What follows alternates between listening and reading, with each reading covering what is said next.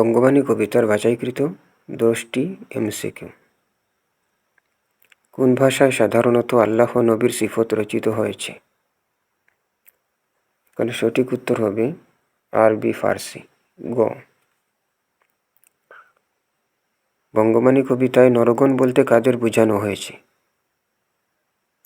এখানে নরগণ বলতে সকল মানুষকেই বোঝানো হয়েছে। সঠিক উত্তর হবে খ।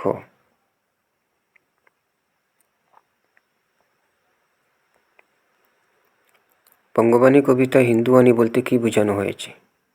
এখানে সঠিক উত্তর হবে খ, হিন্দুর ভাষা। কবি কাদের জন্ম পরিচয় সম্পর্কে সন্দিহান? এখানে সঠিক উত্তর হবে ঘ, মাতৃভাষা অবজ্ঞাকারীদের।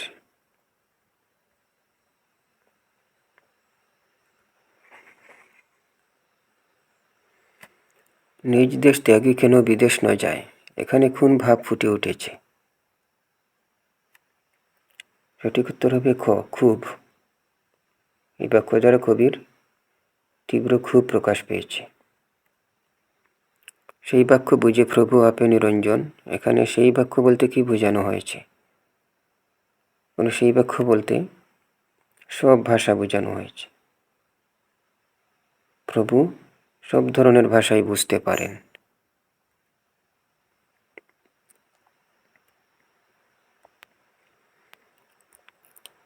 আব্দুল হাকিম কোন যুগের কবি? সঠিক উত্তর হবে গ, মধ্যযুগের।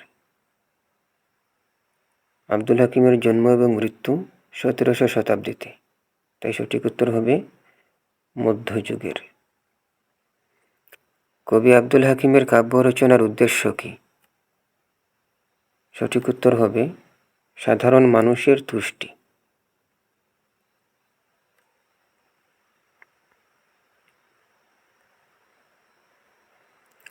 সেই বাক্য বুঝে প্রভু আপে নিরঞ্জন, এ বাক্যে নিরঞ্জন শব্দটি কি অর্থে ব্যবহৃত হয়েছে? সঠিক উত্তর হবে খ, সৃষ্টিকর্তা অর্থে। সিফত কোন ভাষার শব্দ? সঠিক উত্তর হবে আরবি। আরবি সিফত শব্দের অর্থ হচ্ছে গুণ বা বৈশিষ্ট্য।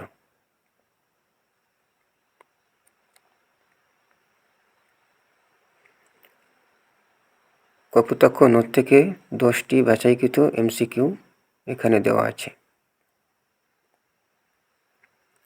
কপোতাক্ষ নদের কাছে কবির মিনতির মাঝে তার মনের কোন পরিচয় পাওয়া যায়? 4টি অপশনের মধ্যে সঠিক অপশন হচ্ছে গভীর অনুরাগ, খ। কপোতাক্ষের কুল কুল ধ্বনি কবি চিত্তে কি ধরনের প্রতিক্রিয়া সৃষ্টি করে? সঠিক উত্তর হবে পুলক, অর্থাৎ আনন্দ। কবি স্বপ্নে কপোতাক্ষ নদের জলের কুলকুল ধ্বনি শুনে মনের মধ্যে আনন্দ বা পুলক অনুভব করেন।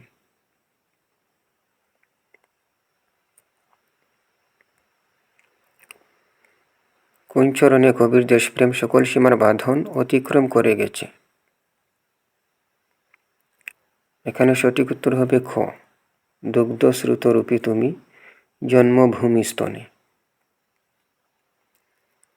কবি মাতৃদুগ্ধ বলে সম্বোধন করেছেন কোনটিকে? কবি মাতৃদুগ্ধ বলে সম্বোধন করেছেন কপোতাক্ষ নদের জলকে, অর্থাৎ ঘ।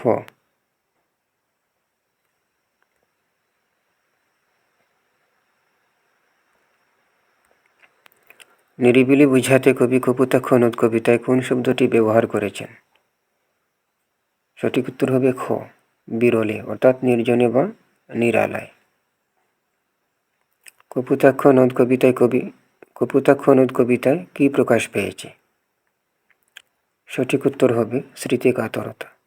কপোতাক্ষ নদকে ঘিরে কবির শৈশবের অনেক স্মৃতি রয়েছে, যে স্মৃতিকাতরতা কপোতাক্ষ নদ কবিতার মধ্যে প্রকাশ পেয়েছে।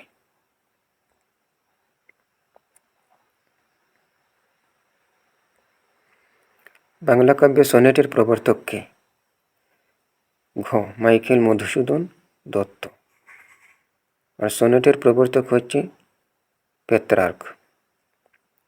বাংলা কাব্যে সনেটের প্রবর্তক মাইকেল মধুসূদন দত্ত। কপোতাক্ষ নদ কবিতার প্রতি চরণে কতটি করে মাত্রা আছে? সঠিক উত্তর হবে 14টি। কারণ কপোতাক্ষ নদ একটি সনেট জাতীয় কবিতা, অর্থাৎ চতুর্দশপদী কবিতা, যার চরণ রয়েছে 14টি।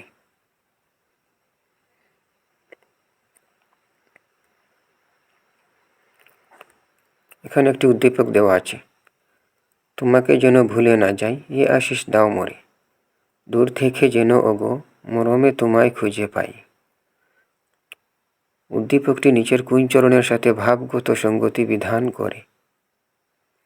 এখানে সঠিক উত্তরটা হবে এ মিনতি গাবে বঙ্গজনের কানে।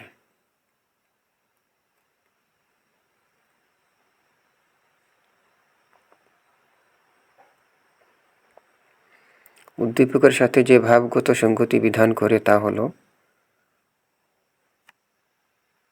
2 এবং 3 সবিনয় মিনতি স্মৃতিকাতরতা, অর্থাৎ সঠিক উত্তর হবে খ 2 এবং 3।